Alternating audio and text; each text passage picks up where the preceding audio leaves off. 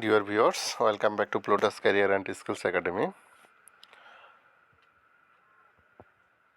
সুপ্রিয় চাকরি প্রত্যাশী ভাবনারা আসসালামু আলাইকুম। আজকে একটি চমৎকার বিষয় নিয়ে আলোচনা করব। বিশেষ করে সদ্য গ্রাজুয়েট যারা হচ্ছে নতুন করে বেকারের খাতায় নাম লিখিয়েছেন তাদের জন্য আজকের মূলত ভিডিওটি। খাদ্য অধিদপ্তর নিয়ে কম বেশি হচ্ছে অনেকের মধ্যেই একটা বড় ধরনের টেন্ডেন্সি কাজ করে এবং সোসাইটিতে এটার একটা বড় ধরনের হাইপ রয়েছে। যেমন সুযোগ সুবিধা রয়েছে তেমনি ভালো একটি ক্যারিয়ার গড়ার একটা অপশন কিন্তু এখানে রয়েছে। সুতরাং একেবারেই এই যে খাদ্য অধিদপ্তর এখানের যে চাকরিগুলো বা যে সেক্টরের চাকরিগুলো যেমন উপখাদ্য পরিদর্শক, সহকারী উপখাদ্য পরিদর্শক, এই পদগুলোর কিন্তু প্রচুর পরিমাণ হাইপ রয়েছে। কারণ এটি প্রত্যেকটা উপজেলায় কিন্তু হচ্ছে রিলেটেড এবং হচ্ছে সরাসরি জনগণের সাথে সম্পৃক্ত, যার কারণে এটার একটা আলাদা একটা হাইপ আছে। শুধু হাইপ না, এখানে কিন্তু পর্যাপ্ত পরিমাণ সুযোগ সুবিধাও রয়েছে। ইতিপূর্বেই কিন্তু খাদ্য অধিদপ্তরের একটি সার্কুলার অনেক আগে, কয়েক বছর আগে হয়েছিল। সেটির এখনও নাগাদ কোনো পরীক্ষা হয়নি, বরঞ্চ নতুনদেরকে সুযোগ দিতে গিয়ে অর্থাৎ সদ্য গ্রাজুয়েট যারা তাদেরকে সুযোগ করে দেওয়ার জন্য আবার কিন্তু সার্কুলারটা রিসার্কুলার হয়েছে। এটি অবশ্যই হচ্ছে নতুনদের জন্য আশার আলো এবং আশার বাণী। আচ্ছা, আমরা যদি একটু হচ্ছে বিস্তারিত একটু জানতে চাই, সেটা হচ্ছে খাদ্য অধিদপ্তরের সহস্রাধিক নিয়োগ, যেটা হচ্ছে খাদ্য অধিদপ্তরের বিগত যে সার্কুলারগুলো ছিল তার থেকে বড় ধরনের একটি নিয়োগ। সুতরাং যারা খাদ্য অধিদপ্তরের প্রতি আলাদা আপনাদের কোনো অ্যাট্রাকশন আছে, এখন থেকেই নিজেকে প্রস্তুত সম্পন্ন করতে হবে, প্রস্তুতি সম্পন্ন করতে হবে।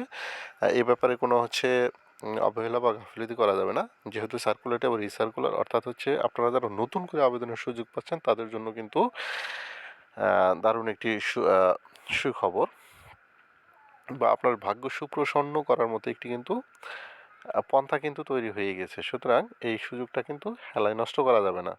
অর্থাৎ যে আগের যে পদসংখ্যা ছিল সেখানে আরও বেশ কিছু সংখ্যক পদসংখ্যা বাড়িয়ে সার্কুলারটা কিন্তু রিসার্কুলার করা হয়েছে। আচ্ছা, আমরা যদি একটু পদের ধরনগুলো যদি একটু দেখি যে আসলে এখানে কতগুলো ক্যাটাগরিতে সার্কুলার দেওয়া হয়েছে, সেটা আমরা যদি একটু দেখি। আমরা একটু নিচের দিকে যদি যাই, যেটি দেখতে পাচ্ছি যে পদসংখ্যা বাড়িয়ে সম্প্রতি পুনর্নিয়োগ বিজ্ঞপ্তি প্রকাশ করেছে খাদ্য অধিদপ্তর। রাজস্ব খাত থেকে 13 থেকে 19তম গ্রেডে 1791 জন নিয়োগ দেওয়া হবে, যেটার আবেদন প্রক্রিয়া কিন্তু শুরু হবে আগামী মাস অর্থাৎ 8 এপ্রিল থেকে 7 মে 2025 তারিখের মধ্যে। সুতরাং আবেদনের জন্য আপনাদের হাতে পর্যাপ্ত টাইম আছে।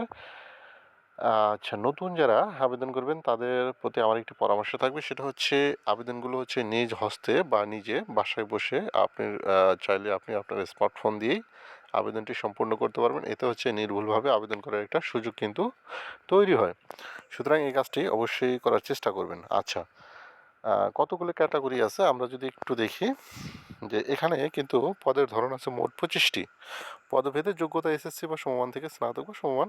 সবচেয়ে বেশি সংখ্যক জনবল নেওয়া হবে অফিস সহকারী কাম কম্পিউটার মুদ্রাক্ষরিক, 436টি।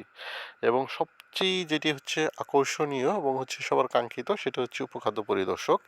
এখানে কিন্তু পদসংখ্যা আছে 429 পদ।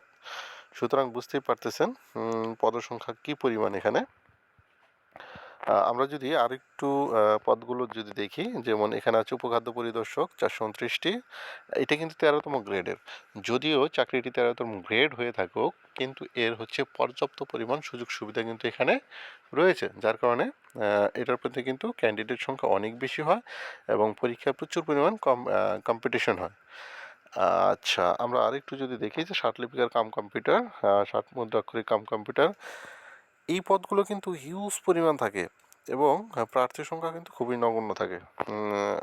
আচ্ছা, উচ্চমান সহকারী আছে 25টি, অডিটরি 8টি, হিসাবরক্ষক cum cashier, laboratory technician, mechanical foreman, electrical foreman, সহকারী উপখাদ্য পরিদর্শক, এখানে আছে 317টি পদ, অপারেটর, সহকারী foreman, millwright, electrician, driver, office সহকারী কাম কম্পিউটার, মুদ্রাক্ষরী, ডাটা এন্ট্রি বা কন্ট্রোল অপারেটর, ল্যাবরেটরি সহকারী, সহকারী অপারেটর, স্টিভিটর, ভেহিকল মেকানিক, সহকারী millwright, mill operative, silo operative, স্প্রেইম্যান।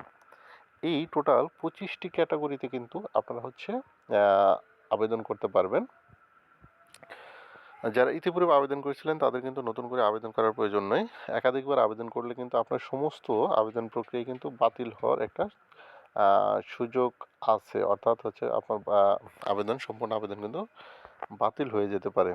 আচ্ছা, এখানে আমরা যে বিষয়টির উপর বেশি গুরুত্ব আরোপ করতেছিলাম সেটা হচ্ছে সহকারী উপখাদ্য পরিদর্শক এবং হচ্ছে উপখাদ্য পরিদর্শক। এই দুটি পদের হচ্ছে প্রচণ্ড পরিমাণ হাইপ এবং যে পরীক্ষা পদ্ধতি কীভাবে প্রস্তুতি নিতে হবে সেই বিষয়ক বিস্তারিত অন্য কোনো ভিডিওতে আলোচনা করব। আজকে এই পর্যন্তই। আল্লাহ হাফেজ।